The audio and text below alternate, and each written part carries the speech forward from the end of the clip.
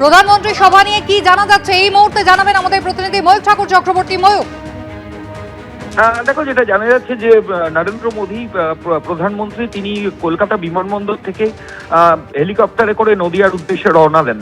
কিন্তু যেখানে সভা হবে সেই আকাশে যখন পৌঁছে হেলিকপ্টার, তখন দৃশ্যমানতা অনেক কম ছিল এবং প্রচুর মেঘ ছিল। ঠিক সেই কারণে কোনো রিস্ক নেননি যারা ছিলেন এবং সঙ্গে সঙ্গে হেলিকপ্টার ব্যাক করে এই মুহূর্তে কলকাতা বিমানবন্দরে, অর্থাৎ যেখান থেকে মোদির কপ্টার উড়েছিল সেখানে মোদির কপ্টার ফিরে আসে। এই মুহূর্তে কলকাতা বিমানবন্দরের মধ্যেই নরেন্দ্র মোদীর কপ্টার রয়েছে। কপ্টারের মধ্যে বসে রয়েছেন প্রধানমন্ত্রী এবং তিনি সম্ভবত সড়ক পথে যাবেন, তবে সেটা নিয়ে এখনো পর্যন্ত কোনো সিদ্ধান্ত হয়নি বলেই আমরা এয়ারপোর্ট সূত্রে জানতে পারছি।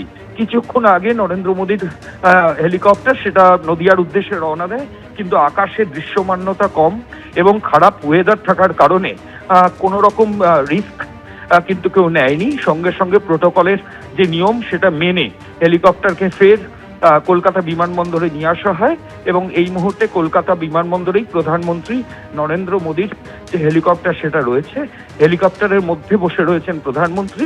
তিনি সড়ক পথে যাওয়ার একটা সম্ভাবনা জোরালো হয়েছে, তবে সেটা নিয়ে এখনো পর্যন্ত কোনো সিদ্ধান্ত হয়নি বলেই বিমানবন্দর সূত্রে খবর। একেবারে ময়ূক, তুমি আমাদের সঙ্গে থাকো। অর্থাৎ এই মুহূর্তের বড় খবর, প্রধানমন্ত্রী দমদম বিমানবন্দর থেকে রওনা হয়েছিলেন, কিন্তু তাহেরপুরে দৃশ্যমানতার সমস্যা রয়েছে। বাইরের আবহাওয়া আজকে ভালো নয়, কুয়াশার কারণে তার হেলিকপ্টার নিরাপত্তাজনিত সুরক্ষার কথা মাথায় রেখেই কিন্তু অবতরণ করেনি। এবার তাই দমদম বিমানবন্দরে প্রধানমন্ত্রীর কপ্টার ফিরে গিয়েছে। হয়তো তিনি সড়ক পথে রওনা হবেন এমনটাই মনে করা হচ্ছে। ময়ূক ঠাকুর চক্রবর্তীর সঙ্গে আবারও কথা বলবো। ময়ূক, সকাল থেকেই আজকে আবহাওয়ার বেশ অবনতি হয়েছে, কুয়াশা রয়েছে বাইরে, সেই কারণেই কি প্রধানমন্ত্রী রওনা দিয়েও শেষ পর্যন্ত তার কপ্টার অবতরণ করতে পারলো না?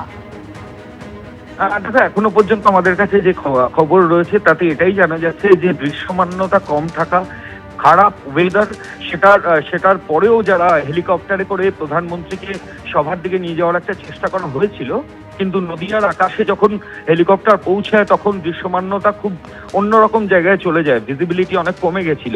ঠিক সেই কারণেই কোনো রিস্ক নেওয়া হয়নি এবং প্রধানমন্ত্রী নরেন্দ্র মোদীর নিরাপত্তার দায়িত্বে যারা রয়েছেন সঙ্গে সঙ্গে তারা সিদ্ধান্ত নিয়ে সেই কপ্টার ঘুরিয়ে তারা কলকাতা বিমানবন্দরে এনেছেন। বিমানবন্দরে বসে রয়েছেন মোদী কপ্টারের মধ্যে। তিনি সম্ভবত তিনি সড়ক পথে রওনা দিতে পারেন তাহেরপুরের উদ্দেশ্যে। ময়ূক, ধন্যবাদ। এবিপি আনন্দ, এগিয়ে থাকে, এগিয়ে রাখে।